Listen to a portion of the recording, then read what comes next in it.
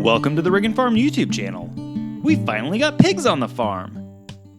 We put a deposit down on 4 pigs over a year ago, assuming we'd be settled in by now, but we just moved into the new house on the farm. Because of all the issues with getting the house, quite a few things needed to be done very quickly before we brought them to the new home.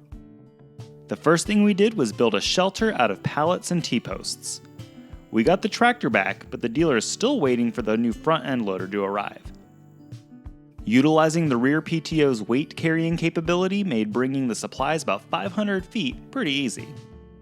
Everything got strapped down to the rotary cutter and made it to the pig area without any issues. We were pressed for time, so very little video was taken of the building process. T-posts were driven 2.5 feet into the ground and pallets were slipped over them to create an inexpensive structure. Metal roofing material was screwed into the 2x4s on the pallets to secure it. This barrel was strapped to the structure and a cinder block was placed inside to ensure that it wouldn't get tipped over by the pigs. These watering nipples allow the pigs to access water whenever they get thirsty without us having to keep a dish or trough filled and cleaned throughout the day.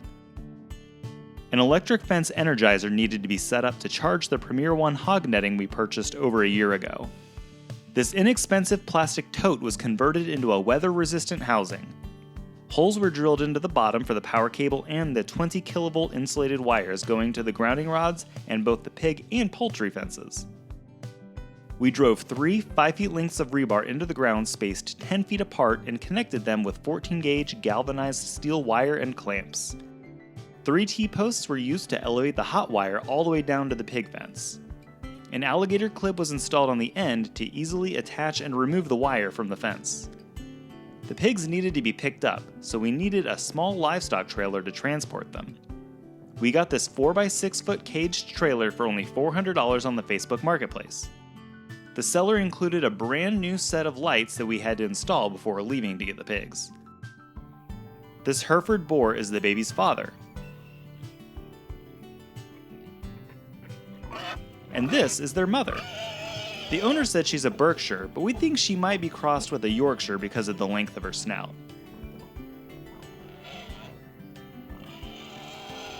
Here are our new 6-week-old babies. We planned to get 4, but they had 2 runts in the litter that were discounted. We got the bigger of the 2, and he should fill out just fine over the next 5 months or so. It was dark when we got home with them, so we couldn't get any video that night. Here they are the next morning sleeping soundly on the straw we laid out for them. From front to back, meet chicharron, luau, guanciale, morcilla, and prosciutto. Guanciale and morcilla are females, and they'll be kept as breeding sows to give us an average of 8 to 10 new piglets every 3 months once they get to be mature in about a year. The 3 boys will be taken to the butcher when they're about 6 or 7 months old. Later that morning, they decided to explore their new home. We have 2 100 feet long rolls of fencing that we doubled up at first while they learned to respect the electric fence. This will give a little reinforcement if they decide to charge the fence, because the last thing we want is our new piglets getting loose. After about a week, we'll utilize the total length of the 2 rolls to expand the perimeter to 200 feet. We're renting an excavator and skid steer for the entire month of November in order to clear out stumps and debris left from the loggers doing the clear cut on our property last year. Make sure you subscribe to our channel if you don't already to see how that goes. Once we've cleared the 3-ish acres in this area, we'll put up the permanent electric fencing separated into multiple paddocks that we'll rotate them in and out of every few days to a week, depending on the size and number of pigs we have at that time. As you can see, even at a young age, pigs will root and till the ground while looking for food. They do this despite having a full bowl of their swine feed. We plan to keep their food dish filled at all times to ensure they gain the necessary weight to reach their full market potential. The feed we're using is 16% protein and is packed with all the vitamins and minerals they need to stay healthy.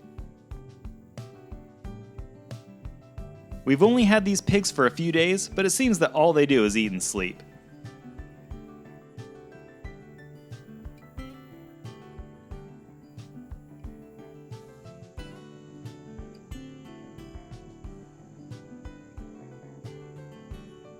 Staying hydrated is extremely important for pigs.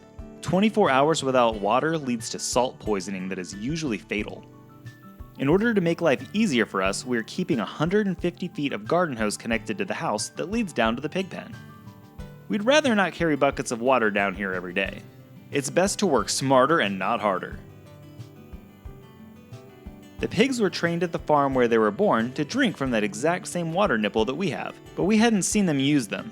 Out of concern for their health, we put water in a dish for them to make sure they're getting enough to drink. Prosciutto was the first to get a sip, and the others soon followed.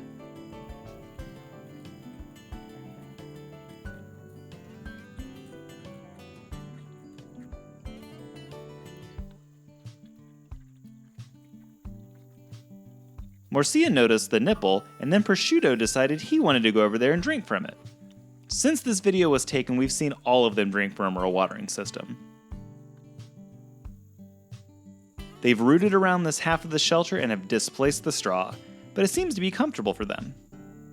These little piggies are so fun to watch, and we hope you follow along as we continue to post videos as they grow. Also consider following us on Facebook and Instagram because we post pictures in the moment. You can typically get a preview of what future videos will entail. Please comment below if you have any questions or suggestions with how we're raising our pigs or about anything else going on the farm. Thank you so much for watching, and we'll see you next time!